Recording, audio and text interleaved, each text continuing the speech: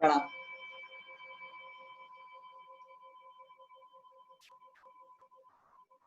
हमने पिछले वीडियो में बात की थी अ, विशुद्धि चक्र की, और आज हम बात करेंगे आज्ञा चक्र और सहस्त्रार चक्र की।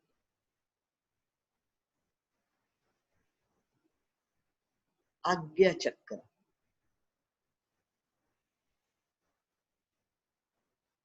अब आज्ञा मतलब क्या? तो वो ऑर्डर है, वो आदेश है।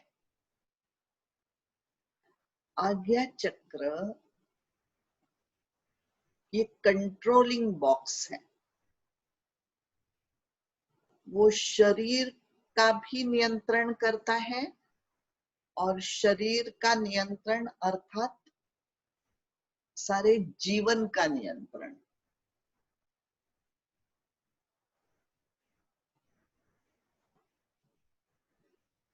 चेतना जब आज्ञा चक्र तक पहुंचती है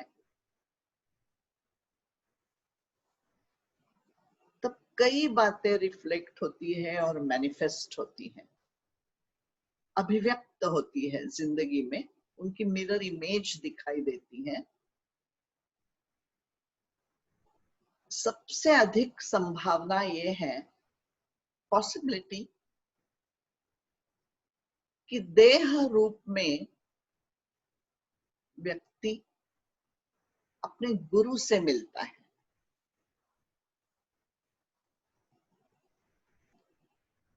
मैंने ये कई कई लोगों के साथ होता हुआ देखा है।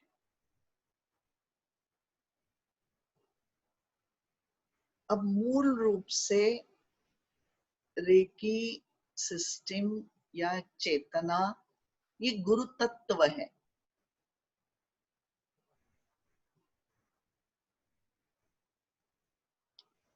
और हम बिल्कुल भारत में इस बात को जानते हैं कि गुरु के बिना ज्ञान नहीं। ये हम बिल्कुल जानते हैं।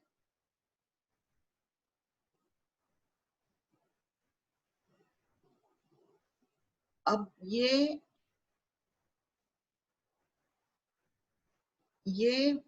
यहाँ पहुंचने के बाद चेतना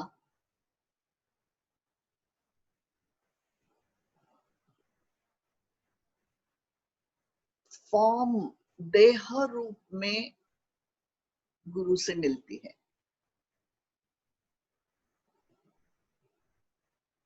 ये हर एक की अपनी आवश्यकता है, उसकी यात्रा है।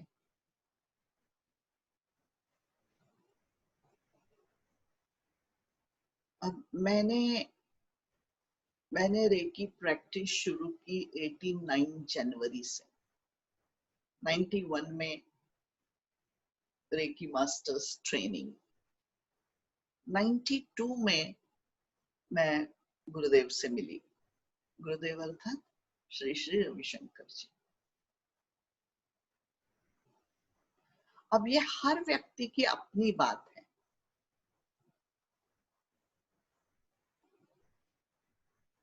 मेरे विकास के लिए ये आवश्यक था,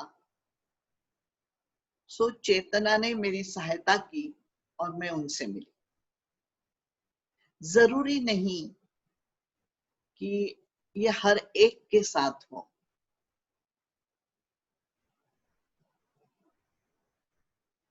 काफी लोग इस बात में विश्वास नहीं करते हैं, और वो ठीक है, हर एक की अपनी मान्यता है।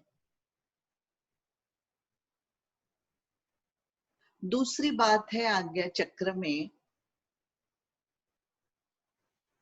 यहाँ पर बड़ी प्रभावशाली संकल्प शक्ति है।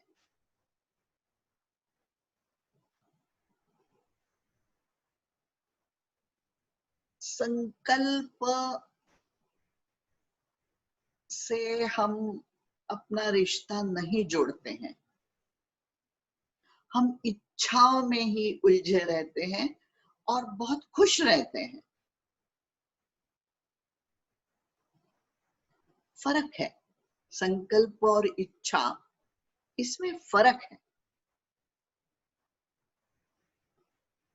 इच्छा है व्यक्ति के लिए और वो बड़ी टेम्पररी है और वो पूर्ण होती है, टेम्पररी पूर्ण होती है। और अगर पूर्ण ना हो तो व्यक्ति दुखी रहता है और जिंदगी भर उसी में उलझा रहता है। मुझे ये चाहिए, मुझे ये चाहिए, मुझे ये चाहिए। डिजायर्स, इच्छाएं। अब आज्ञा आज्ञा चक्र में इसी इच्छा का व्यापक रूप है। इच्छा ही है, संकल्प अर्थात इच्छा ही। लेकिन ये इच्छा है संपूर्ण विश्व के कल्याण की।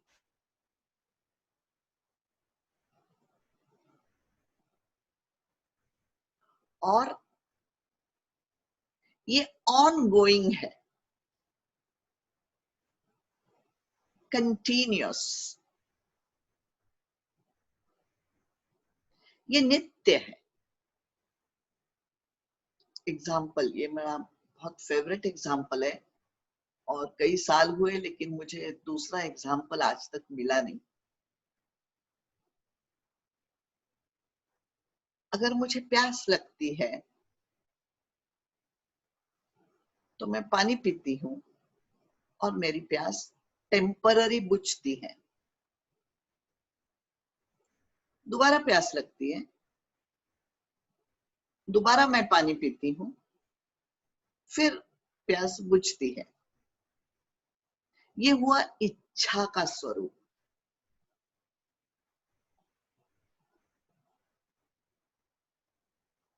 अब इसका परिवर्तन कैसे होता है आज्ञा चक्र में पहुंचने के बाद? यही इच्छा परिवर्तित होती है, ट्रांसफॉर्म होती है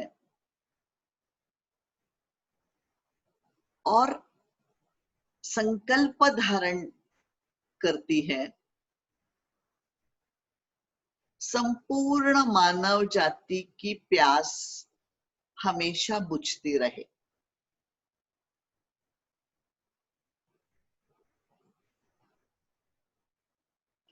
अब एक तो कहा संपूर्ण मानव जाति और दूसरी बात कही हमेशा।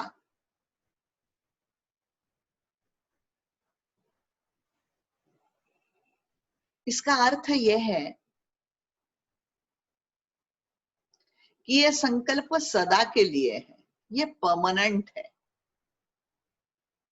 ये प्रेजेंट कंटिन्यूअस है।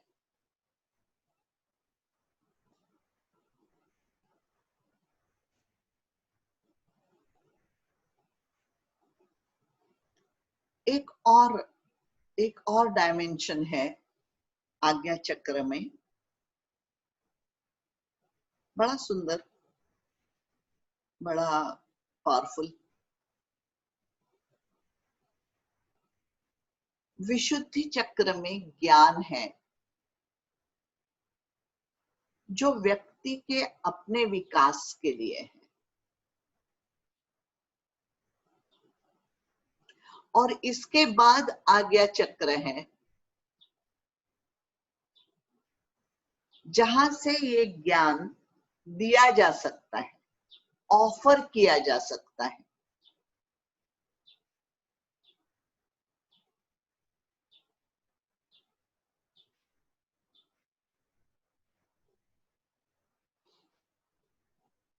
ये तीन महत्वपूर्ण डायमेंशंस है आज्ञा चक्र के: संकल्प, ज्ञान दान और गुरु से मिलना।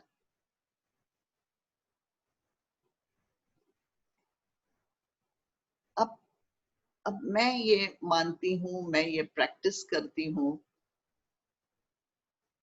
इस आज्ञा चक्र का उपयोग करना बड़ा आवश्यक है। इसका उपयोग करना चाहिए डे टू डे लाइफ के लिए, रोजमर्रा जिंदगी के लिए। रोज ही कहो ना अपने आज्ञा चक्र से कि आज हम ये करना चाहते हैं, प्लीज टेक ओवर। ये कहना जरूरी है।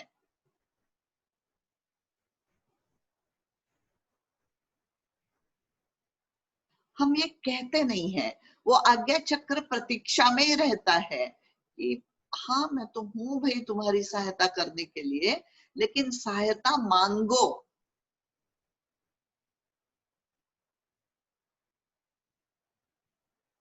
बड़ा बड़ा सुंदर, बड़ा सुंदर मामला है ये, बड़ा सुंदर नियम है। आस्क फॉर एनर्जी, ये जिंदगी भर का नियम है। आप मांगो ना, आप क्या चाहते हो। वैश्विक चेतना आपकी प्रतीक्षा में है कि वो आपकी सहायता करना चाहती है। बस अब बीच में जितना कर्म है वो आता है, लेकिन जब आप मांगते हो तो चेतना का प्रवाह निश्चित रूप से आपकी सहायता के लिए नीचे आता है। अब जितना कर्म है उतना समय लगेगा, लेकिन उसको आप सिर्फ समय या डिलेड ऐसा नहीं मानो। वो चेतना उतना कर्म हील करती है, और उसके बाद जितना कर्म हील होना जरूरी है, वो हील होने के बाद यहाँ पर रिजल्ट है, कर्म फल।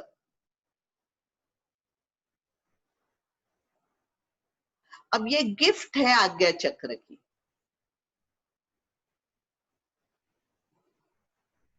संकल्प,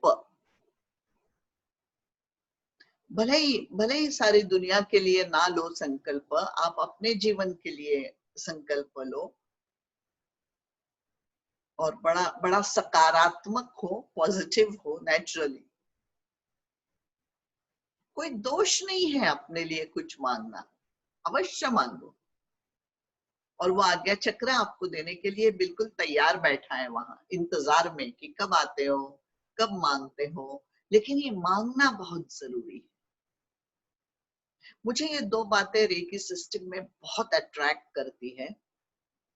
एक तो आस्क फॉर एनर्जी, आप मांगो, एक। और दूसरी बात जो मुझे, मेरे दिल को छूती है, और वो है कि एक व्यक्ति, एक मनुष्य दूसरे मनुष्य को अट्यूनमेंट देता है।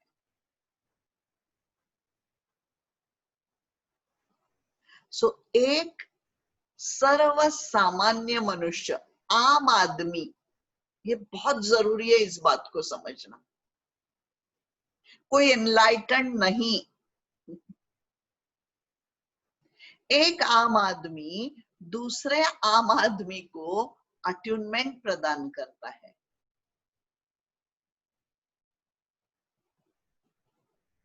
और उस आम आदमी के सामने इस आम आदमी का सिर झुकता है। कितनी सुंदर बात है। और जो अट्यूनमेंट दे रहा है उसका भी सिर झुकता है। वो भी कहता है, ओ मुझे तुमने ये मौका दिया। सेम प्रिंसिपल ना, I receive and I make it available. So attunement में भी I receive and I make it available, same बात। इतना बड़ा अद्भुत एक्सपीरियंस, बड़ा अद्भुत है। अट्यूनमेंट जैसा एक्सपीरियंस नहीं। वहां पर आप कुछ क्रिया करते हो और आप वहां बिल्कुल हो ही नहीं। बस बस ये अनुभव ही एम है, ये उद्देश्य है जीवन का। इस बात को महसूस करना कि हाँ मैं 100% कुछ कर रहा हूं भाई, और मैं तो कुछ करता ही नहीं हूं। इसका अनुभव, कर्ता भाव का न होना, ये इंफॉर्मेशन है। इसका अनुभव अट्यूनमेंट में आता है, जो बड़ी सुंदर बात है। मुझे मुझे याद है मेरा पहला सेमिनार, आज तक याद है। उसके बाद कई कई कई सेमिनार्स लिए मैंने, पता नहीं कितने अट्यूनमेंट्स किए, लेकिन पहला सेमिनार नहीं भूलता है और पहला अट्यूनमेंट नहीं भूलता है। अब ये सुंदर बात है कि मेरे दोस्त, बहुत ही प्रिय दोस्त हैं हमारे, फैमिली, संदीप कुलकर्णी, बड़े बड़े एक्टर, मराठी और हिंदी फिल्मों के, और मैंने उनका अट्यूनमेंट, पहला अट्यूनमेंट था और मुझे वो आज तक याद है। वो इतना सूक्ष्म अनुभव था और है, बट वो पहला अनुभव था कि yes I am doing something and I am not doing. हाँ, मैं कुछ कर रही हूँ और मैं कुछ भी नहीं कर रही हूँ। ये सब मैंने पढ़ा था, एक आध दो बार पढ़ाया भी था, लेकिन उसका अनुभव, ये जिंदगी को ट्रांसफॉर्म करने वाली बात थी और है आज भी। ये आज्ञा चक्र करता है ये काम। वो आदेश देता है, वो नियंत्रण रखता है मन पर, शरीर पर और जीवन पर। और इसके बाद का चक्र है जिसके बारे में कुछ कहना बहुत मुश्किल है मेरे लिए। मैं बस बड़ी पढ़ाई बातें आपसे कह रही हूँ और वो है सहस्रार। अब सहस्त्रार चक्र में मैं नहीं समझ पाई हूँ। ये एक चक्र है जिसको मैं बिल्कुल नहीं समझ पाई। थोड़ा सा अनुभव है मेरे पास, लेकिन नहीं के बराबर। मैं यहाँ नहीं पहुंच पाई हूँ, इसलिए मैं बस कुछ टेक्निकल बातें आपसे कहूंगी। देखिए ना कि यहाँ पर एंटेना है, जैसे दूरदर्शन का टॉवर है। एक और पॉइंट माना जाता है अपने यहाँ भारत में, और वो है बिंदु। वो यहाँ है। अब यहाँ पर एंटेना है और ये बिंदु पॉइंट यहाँ है, और ये दोनों क्रियाशील होते हैं, अट्यूनमेंट में एक्टिवेट होते हैं।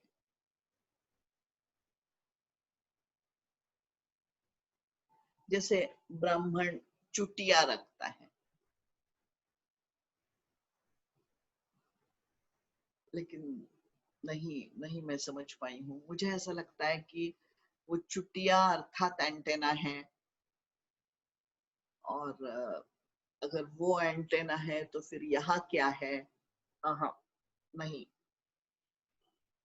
नहीं, आई एम नॉट क्लियर। ये जरूर है कि सहस्त्रार चक्र चेतना अट्रैक्ट करता है, आकर्षित करता है, खींचता है।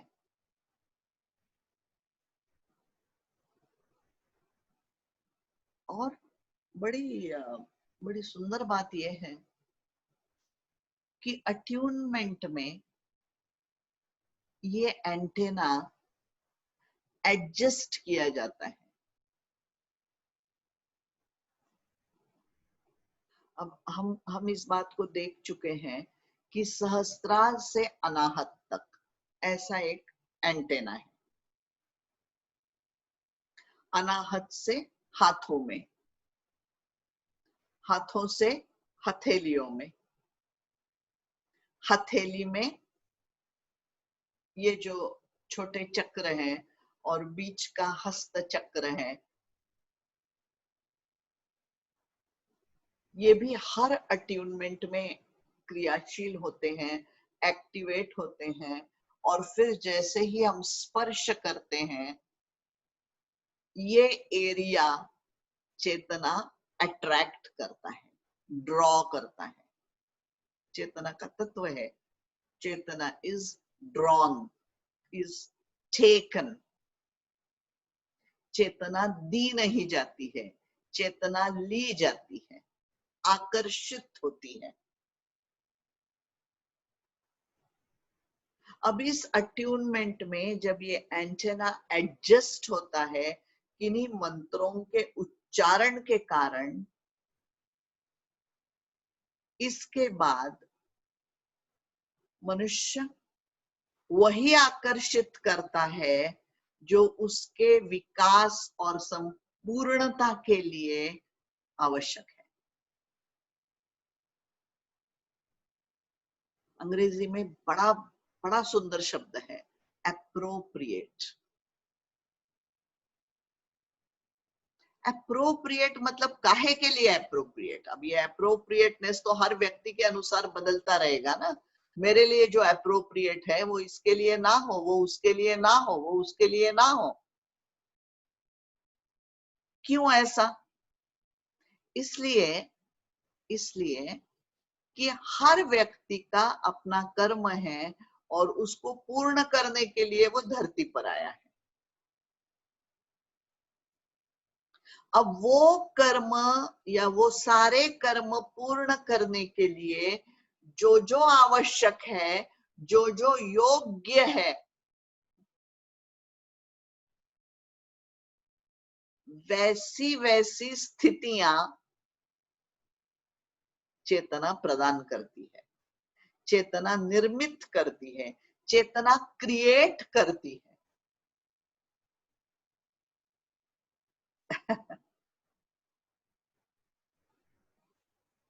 बस यही यही बात है कि इतने साल हुए कहीं और मन लगा ही नहीं। रेकी सिस्टम मुझे बड़ी संपूर्ण सिस्टम लगती है।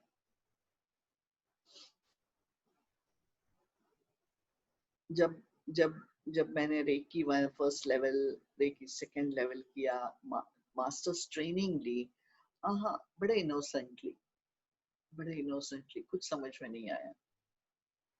इतने सालों में धीरे धीरे कुछ अनुभव है, कुछ पढ़ा और क्लिक हुआ कि पढ़ते पढ़ते लगा, oh this is what is reiki system. या कुछ रेकी में आने से पहले पढ़ा था, लिटरेचर की स्टूडेंट हूं ना, और लगा ओ ओ उन्होंने ये कहा, ओ। जैसे सबसे ज्यादा कबीर, संत कबीर रेकी में आने के बाद समझ में आए, जब पढ़ाती थी तब समझ में नहीं आए थे। अक्सर तो मैं नहीं पढ़ाती थी, अपनी कलीग से कहती थी कि आप पढ़ाओ, ये मेरे बस की बात नहीं है, क्योंकि बात समझ में नहीं आती थी।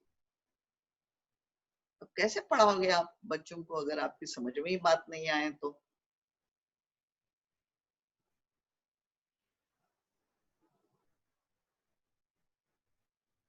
इस तरह से हम देखते हैं कि ये एंटेना जो सहस्रार से अनाहत तक है, कैसे मन, शरीर और जीवन, इन तीनों को प्रभावित करता है थ्रू बॉडी। ये भी एक कमाल की बात है। देखिए कि क्यों डॉक्टर उसुई ने कहा होगा और सोचा होगा कि बॉडी हीलिंग चाहिए। अब डॉक्टर उसुई को लेकर ना कई कहानियां हैं, और थोड़े थोड़े कुछ सालों के बाद वो कहानियां बदलती है। अब जब हमने, चलो छोड़ो, क्यों क्यों बात करते हैं। मैं ये जानती हूँ कि उनका संकल्प आज तक जीवंत है, वरना हम और आप ये काम नहीं करते। सो वो आद्य गुरु है, आदि गुरु है, और बिल्कुल है और हमेशा रहेंगे। सो कहानी महत्वपूर्ण नहीं है कि वो किस संप्रदाय के थे और किस धर्म के थे। उनका संकल्प और जो भी उनका अनुभव रहा होगा, या तो उसे साक्षात्कार कहो, उसे एनलाइटनमेंट कहो, पता नहीं वो क्या था, लेकिन वो जो कुछ भी उनका अनुभव है, जिसके आधार पर उन्होंने ये सिस्टम रची है, अट्यूनमेंट नामक। अब अट्यूनमेंट को लेकर भी कई कहानियां हैं। मुझे ना 3 लेवल सी सिखाए गए हैं और मैं यही प्रैक्टिस करती हूँ। कहानियां बहुत सी सुनी है, लेकिन मेरे पास वो ज्ञान नहीं है। और मैं ये मानती हूँ कि अ, चेतना जो आपके लिए आवश्यक है, वो निश्चित रूप से आपको देती है। तो मेरे लिए जो आवश्यक है, ये उसने मुझे दिया है और मैं यही ऑफर करती हूँ आपको। और मैंने पूर्णता का अनुभव किया है इसमें,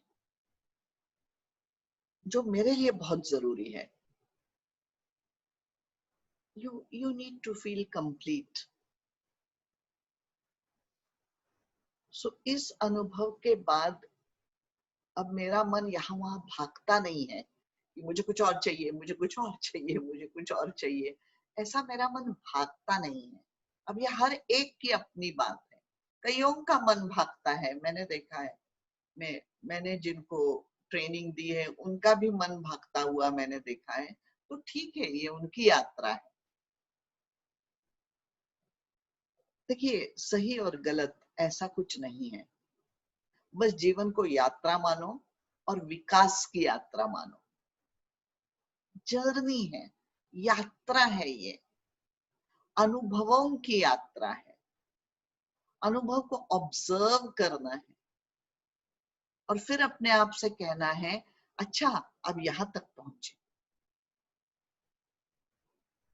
अब इन तमाम वीडियोस में जो मैंने आपसे कहा है कि इस चक्र की ये प्रवृत्तियां हैं, इस चक्र के ये गुणधर्म है, इसका मतलब क्या है? इसका मतलब यह है कि अगर चेतना वहां पहुंचती है, तो वो जो गुण है, उनका रिफ्लेक्शन होता है जिंदगी में। जिंदगी इज अ मिरर इमेज। अब ये ऑब्जर्व करते करते ही शायद हमें पता चले कि विकास की यात्रा में हम कहाँ पहुंचे। हर मनुष्य की विकास यात्रा है, मूलाधार चक्र से लेकर सहस्रार चक्र तक, ये निश्चित है। और वो कितने जन्मों में पूर्ण होगी, कोई नहीं जानता।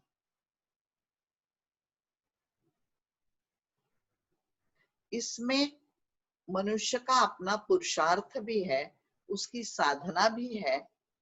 वो कितने प्रयास करता है, कितना 100% प्ले करता है, ये भी बहुत जरूरी है। अगर ना करता है, बिल्कुल बिल्कुल ठीक है, ठीक है, मत करो, कंफर्टेबल रहो, आराम से रहो।